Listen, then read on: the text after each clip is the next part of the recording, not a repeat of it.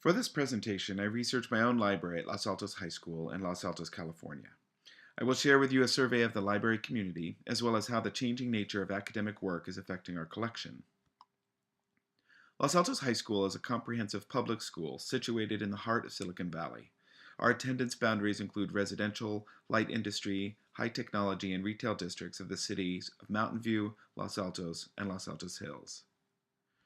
The school serves communities that are notably different in terms of average socioeconomic status, ethnic and language diversity, and other important demographic factors.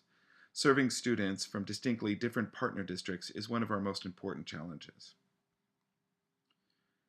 The school serves approximately 1,770 students, grades 9 through 12, and employs 158 certificated and classified staff. According to the latest report filed for the Western Accreditation of Schools and Colleges, the ethnic breakdown of students at Los Altos High School is 47% white, 27% Hispanic Latino, 21% Asian, and 5% other. Los Altos High School provides rigorous academics through an excellent college preparatory program for the large majority of our students. A wide range of honors and AP courses taken by over a third of our students, and a strong set of support classes and programs for students who are not meeting proficiency standards. 96% of students go on to study at either 2- or 4-year colleges and universities.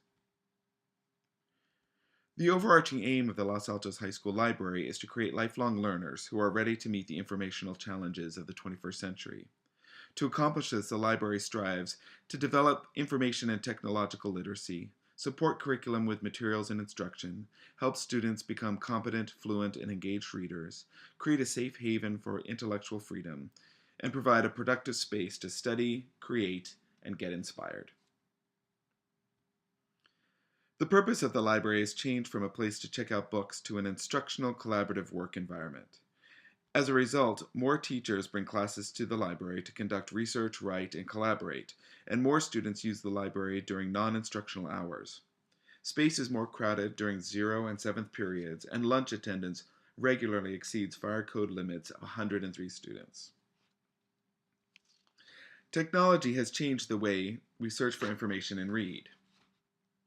More devices, for example laptops, iPads, smartphones, are brought to school, and there's a greater preference for laptops over desktops. The library check out the Chromebooks to students to use in the building, and this has become over 90% of our circulation. More students conduct research online, rather than with a print collection. Next year, the library plans to add an additional Gale database and an e-book collection through ProQuest eBrary to accommodate the increased use of digital resources for school assignments. This increase in digital resources has facilitated greater collaboration between the teacher librarian and classroom teachers. The teacher librarian has increased outreach to students through a subscription to LibGuides.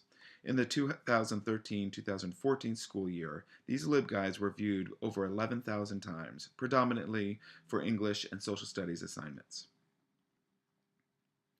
Nearly all the users at the Los Altos High School Library are students. While it's difficult to disaggregate the usage data by grade level, my own observations from working in the library indicate that the space is used across grade level for both academic and non-academic purposes. Predominantly, students visit the library to use a computer, either to work on a school assignment or browse social networks or YouTube. As the campus does not allow students to be outside during instructional hours, the library is used as a de facto student center as well as a place to learn. Circulation data reveal that there has been a decrease in print checkouts, both fiction and nonfiction, as more students gravitate towards digital content. Nonfiction print is rarely checked out except for research assignments. As the library becomes a more collaborative workspace, it has become harder for us to find quiet spaces for students to read. And while we have been building our collection of science, technology, engineering, and math texts, they are not being checked out by either the students or teachers for their classes. Student interviews indicate that part of the reason students are checking out less fiction and nonfiction is due to the academic demands of classes, which leave little room for students to read for pleasure. Students prefer using the internet and scholarly database articles for their schoolwork because they're easier to access, search, and cite in their papers. As mentioned before, the lack of a student center has turned the library into a place where students collaborate and socialize, sometimes to the detriment of those looking for a quiet place to study. When students need to get work done, they use our tutorial center, which is a quieter work environment. A study of the science and math department's course information sheets reveals that few classes ask students to do more than labs, tests, and homework. This may change with the adoption of the next generation science standards, which ask students to construct and revise an explanation based on valid and reliable evidence obtained from a variety of sources. As mentioned in the previous slides, the majority of the departments assigning inquiry-based research tasks are the English and Social Studies departments. A more specific example of how the library could help support a course would be the U.S. History course taught to all 11th graders in the Social Studies department.